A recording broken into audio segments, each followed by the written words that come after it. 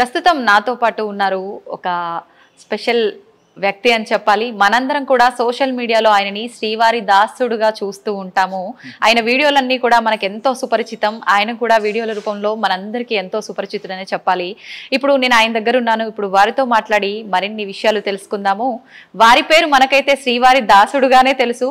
వారి పేరేంటంటే రామ్ కిషోర్ ఆచార్యులు గారు. ఇప్పుడు వారితో మాట్లాడి మరిన్ని విషయాలు తెలుసుకునే ప్రయత్నం చేద్దాం. నమస్కారం అండి. నమస్తే అమ్మా, ఎలా ఉన్నారు? బాగున్నానమ్మా. చాలా సంతోషం మీరు ఇక్కడికి రావడం, చాలా సంతోషంగా ఉంది ఈరోజు. అంత దూరం నుంచి ట్రావెల్ చేసి స్వామివారి దర్శనంతో పాటు నన్ను కూడా కలుద్దాం అనే ఉద్దేశంతో మీరందరూ వచ్చారు. చాలా సంతోషిస్తున్నాను. నాకు కూడా చాలా సంతోషంగా ఉందండి. మొత్తానికి కొంత సమయం పట్టినా వచ్చి కలవటం అనేది జరిగింది. ఓకే, ముందుగా శివుడి టాపిక్ నేను మీతో మాట్లాడాలని అనుకుంటున్నాను. శివుడు అనగానే మనకి ఇప్పుడు దగ్గరలోనే మహాశివరాత్రి రాబోతోంది. ఫిబ్రవరి 26న అనుకుంటాను కదండి. అంటే శివుడు బోలా శంకరుడు అంటారు. ఆయనకి పెద్ద హడావిడులు ఆర్భాటాలు మనమేమి చేయాల్సిన అవసరం లేదు. ఒక చెంబడి నీళ్లు తీసుకొచ్చి ఆయన పైన పోసినా కూడా ఆయన భక్తుల్ని అనుగ్రహిస్తాడని చెప్తూ ఉంటారు. ప్రత్యేకించి మనకు మహాశివరాత్రి అనగానే రకరకాల విశేషమైన పూజలు జరుగుతుంటాయి. అలాంటి పూజలు చేయలేని వారు మామూలుగా నీళ్లు పోసి ఆయన్ని ఆరాధించే వాళ్ళు ఉంటారు. ముఖ్యంగా శివరాత్రి అనగానే జాగారాలు, ఉపవాసాలు, రకరకాల విశేషమైన ఉన్నాయి. అసలు నిజంగా ఆ రోజంతా కూడా ఎటువంటి విధి విధానాలు ఆచరించాలంటారండి? అంటే శివరాత్రి అనగానే ప్రథమంగా మనం అందరికీ తెలిసిన విషయమే శివుడు యొక్క అంటే శివలింగం ఆవిర్భవం అయిన రోజు అనమాట. ఆ రోజు రాత్రి శివుడి యొక్క ఏదైతే శివలింగం ఉందో అది ఆవిర్భావం చెందింది అని చెప్పి అది అని చెప్పేసి చెప్తారు. పురాణాల్లో కూడా అదే ఉంది. అదేవిధంగా మీకు ఒక్క మాటలో చెప్పాలంటే దర్శనాత్ అభ్ర సదసీత్ అంటే చిదంబరం అనే ఒక ఊరుంది. అక్కడ నటరాజస్వామి వారు ఆకాశలింగంగా చెప్తారు. పంచభూతలింగాల్లో చిదంబరం ఆకాశలింగంగా చెప్తారు. అక్కడికి వెళ్ళి ఏ విధంగా దర్శనం చేసుకోవాలో ఆ విధంగా దర్శనం చేసుకుంటే మోక్షం చెందుతాము అని చెప్పేసి పరమేశ్వరుడే చెప్పాడు. అప్పుడు అది చాలా కష్టం. ఎందుకు అంటే చిదంబరం వెళ్ళి మనం దర్శనం చేసుకోవడానికి వెళ్ళినప్పుడు ఇలాగ దర్శనం తీస్తున్నాము అని చెప్పేసి కట్టెని తీస్తారు. ఇలా లోపల చూస్తే ఒక గోడ మీద ఈ యొక్క మారేడు దళాలు మాల వేసి ఉంటుంది. దాని అర్థం ఏమిటంటే పంచభూత లింగాల్లో ఆకాశలింగం అయినటువంటిది చిదంబరం యొక్క ఆకాశలింగం ప్రతిమ. అంటే ఆకాశం అంతా నిండి నిబిడీకృతం అయిపోయి ఉన్న పరమేశ్వరుడు ఎవరైతే ఉన్నారో ఆయన్ని అలానే ఒక గదిలో కూడా బంధించలేము కదా. కానీ ఒక ప్రతీకగా చిదంబర ఆకాశలింగంగా ఉంటుంది. అంటే చాలా చిదంబర రహస్యం అంటూ ఉంటారు చూసారు. అలాగా ఈ చిదంబర లింగం ఆకాశలింగం ఏ విధంగా దర్శనం చేసుకోవాలో ఆ విధంగా దర్శనం చేసుకుంటే మోక్షము అన్నారు. అది కాకుండా తర్వాత ఇంకా అది చాలా కష్టం కదా పరమేశ్వర అంటే జగన్నాథ్ కమలాలయే అంటే అక్కడ మన తమిళనాడులోను తిరువల్లూరు అని ఒక ఊరుంది. అక్కడ పుడితే మోక్షం అన్నారు. అది ఎప్పుడు పుడతామో మనకి తెలియదు, మన చేతుల్లో లేనిది, అది కూడా ఆయన చేతుల్లోనే ఉంటుంది. మరి ఎలా స్వామి అంటే సరే కాశ్యాంతు మరణం ముక్తి అన్నారు. అంటే కాశీలో మరణిస్తే ముక్తి. సరే నేను కాశీ బయలుదేరి వెళ్తూనే ఉన్నాను. ఈ లోపల ట్రైన్లోనే ఏమైనా జరిగితే చెప్పలేం కదా, మన చేతిలో ఉండదు. కాబట్టి మరి ఇంకా పరమేశ్వరుడు ఇంకేంటి, ఇంకా చాలా ఉచితమైన మార్గం అంటే చాలా సులభమైన మార్గం చెప్పమంటే స్మరణాత్ అరుణాచల అన్నాడు. అంటే అరుణాచల అని ఒక్కసారి స్మరిస్తే నువ్వు ఎక్కడైనా ఉండు భూమండలం మీద నీకు మోక్షాన్ని ఇస్తానరా అన్నాడు. అంటే ఈ విషయం నేను ఎందుకు ఇక్కడికి తీసుకొచ్చాను అంటే కనుక అరుణాచలం లింగం అనేదే అసలు ఆవిర్భావ లింగం అని చెప్పేసి పురాణాలు చెప్తాయి. అంటే చూడండి ఆది అంతం గురించి కొలవడం గురించి శ్రీ మహావిష్ణువు బ్రహ్మదేవుడు వెళ్ళడం ఇదంతా కూడా అరుణాచలం. కాబట్టి ఈ యొక్క శివరాత్రి రోజు శివుడి యొక్క ఆవిర్భావ కాలం. ఆ రోజు రాత్రి నుంచే పూజలు అభిషేకాలు మొదలుపెట్టారు. ఆ రోజు విశేషంగా చేయవలసింది ఏంటంటే మీరు అన్నట్టు ఇందాక శివుడు అభిషేక ప్రియుడు. కాబట్టి ఆయనకి దేంతో ఎంత ఖర్చు పెట్టి ద్రవ్యంతో చేసామా అనేది చూడండి. ఇంకా పెద్దలు చెప్తూ ఉంటారు ఎంత ఆయన మీద వేసినా కిందకు వచ్చేసేది, అంటే ఏ ఉంచుకోడు ఆయన. కాబట్టి మనం కేవలం భక్తి శ్రద్ధలు పెట్టి ఆయనకి అభిషేకాదులు, ఆయన ప్రీతికరుడు కాబట్టి అభిషేక ప్రియుడు.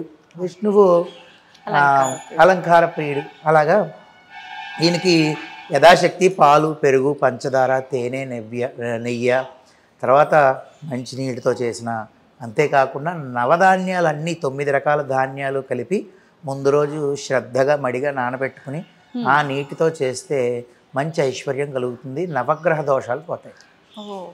ఇది నేను ఎప్పుడు వినలేదండి. అయ్యో ఉందమ్మా, ఖచ్చితంగా ఉంది. అదే కాకుండా ఉద్యోగం కావాలి, ఉద్యోగం సరిగ్గా దొరకట్లేదు అనుకున్నప్పుడు జాజి పువ్వులు ఉంటాయి, ఇప్పుడు దొరుకుతూ ఉంటాయి మనకి జాజి పువ్వులు, విరజాజి పువ్వులు నానబెట్టేసి, అంటే నీళ్ళల్లో రాత్రే శుచిగా నానబెట్టుకుని ఉదయం చేసుకోవాలి. అది శివరాత్రి రోజు చేయడం వల్ల చాలా అధికమైన ఫలితం వస్తుంది. అంటే అలాగే పువ్వులు నీళ్లు కలిపి చేసేయడమే. అదేవిధంగా అన్యోన్య దాంపత్యం కొరకు చాలా ఇబ్బందులు పడుతున్నారు ఈ రోజుల్లో.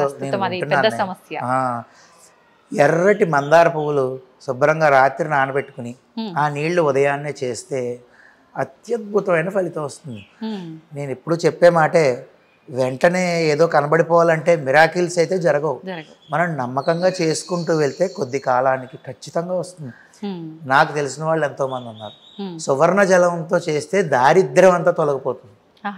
అంటే ముందు రోజు రాత్రే మనం వాడేదైనా వాడకపోయిందైనా పర్వాలేదు, బాగా కడిగేసి అది ఒక రాగి చెంబులోనో ఇత్తడి చెంబులోనో నీళ్ళలో వేసేసి నానబెట్టేసి ఉంచుకుని ఉదయం తీసుకెళ్ళి మనం శివాలయంలో కానీ మన ఇంట్లో ఒకవేళ లింగం ఉంటే శివలింగం మీద స్వామికి అభిషేకం చేస్తే, ఇలా ప్రతిరోజు సువర్ణ జలంతో చేసుకోవాలి.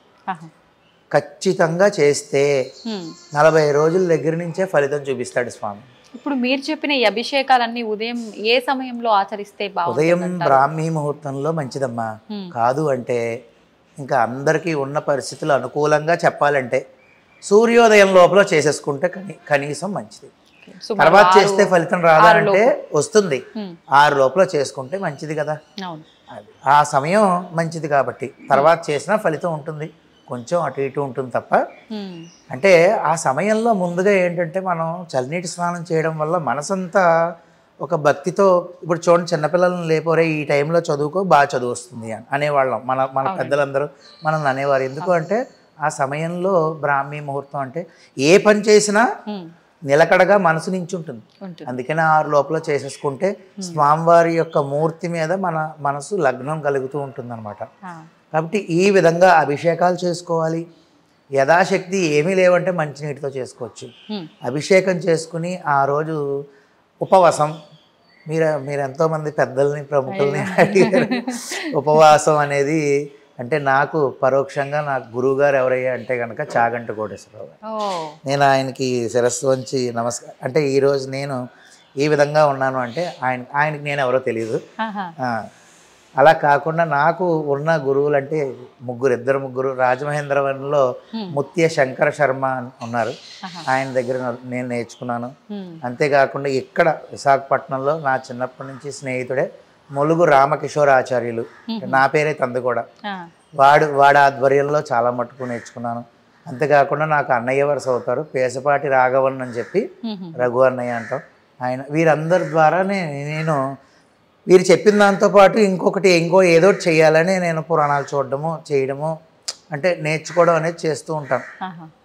ఈ విధంగా ఈ అభిషేకంతో పాటు మనం ఖచ్చితంగా ఉపవాసము అంటే ఉపవసించుట మీరు వినే ఉంటారు కదా. అంటే ఆరోగ్యం బాగాలేదు అని ఉపవాసం చేస్తే అది మళ్ళీ దోషం కింద పడిపోతుంది. ఆరోగ్యం బాగలేదు కానీ నేను ఉపవాసం చేయాలనుకుంటున్నా, నాకు భక్తి ఉంది, అప్పుడు ప్రాబ్లం ఏమవుతుందంటే శరీరాన్ని శుష్కింపచేసిన దోషం పడిపోతుంది, లోపల ఉన్న ఆత్మరాముడికి అందించలేదు అని. అంతా బాగుండి ఉపవాసం చేసే శక్తి నీకు పరమేశ్వరుడు ఇచ్చినప్పుడు మనం చేయొచ్చు.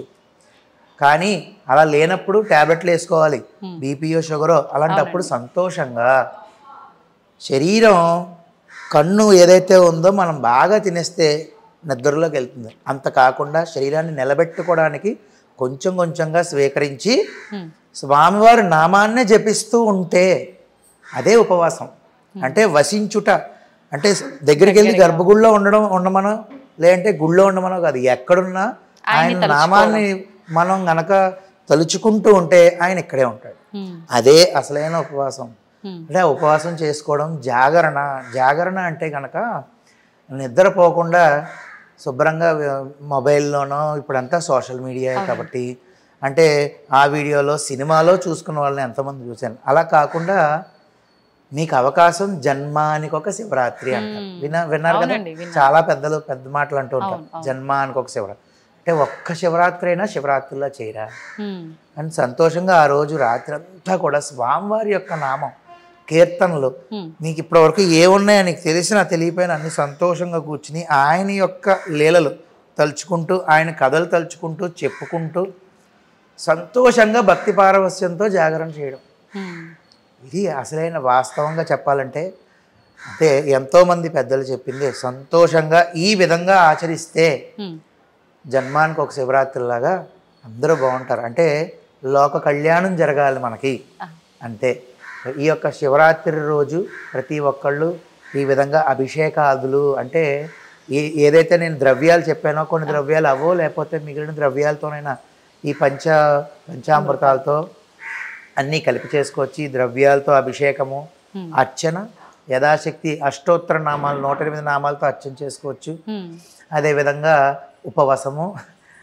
ఇప్పుడు ఈ జాగరణ విషయానికి వస్తే చాలా మంది 12 దాటిందంటే ఇంకా అయిపోయింది, రోజు మారిపోయింది అని చెప్పి అప్పటి వరకు మేలుకుతో ఉండి అప్పుడు పడుకునే వాళ్ళు చాలా మంది ఉంటారు.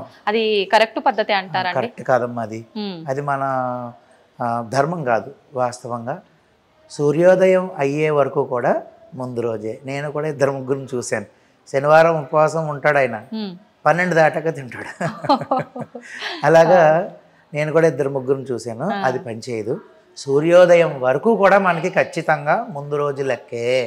సూర్యోదయం అయిపోయిన తర్వాత మరుసటి తిథిలోకి మనం ఏకాదశి ఉపవాసం చేసామంటే, ద్వాదశి రావాలంటే ఏకాదశి రోజు అర్ధరాత్రి 12 దాటితే ద్వాదశి అంటే మరుసటి రోజు సూర్యోదయం అవ్వాలి. మరి అదే ఏకాదశి ఉపవాసం చేసామంటే ద్వాదశి రోజు వెంటనే సూర్యోదయం అవుతుండగానే పారణ చేసేయాలి, భోజనం చేసేయాలి. ఉపవాసం చేస్తే అలా చేయమన్నారు. వెంటనే ద్వాదశి వస్తుందనగానే చేసేయాలి. ఓకే, సంతోషం అండి. చాలా చక్కగా వివరించారు మహాశివరాత్రి గొప్పతనాన్ని, స్వామివారికి ఆ రోజు ఎటువంటి ఇబ్బంది ఉన్న వాళ్ళు ఏ రకంగా అభిషేకం చేయాలనే విషయాన్ని కూడా చాలా చక్కగా వివరించారు. ధన్యవాదాలు. ధన్యవాదాలు. చాలా సంతోషం.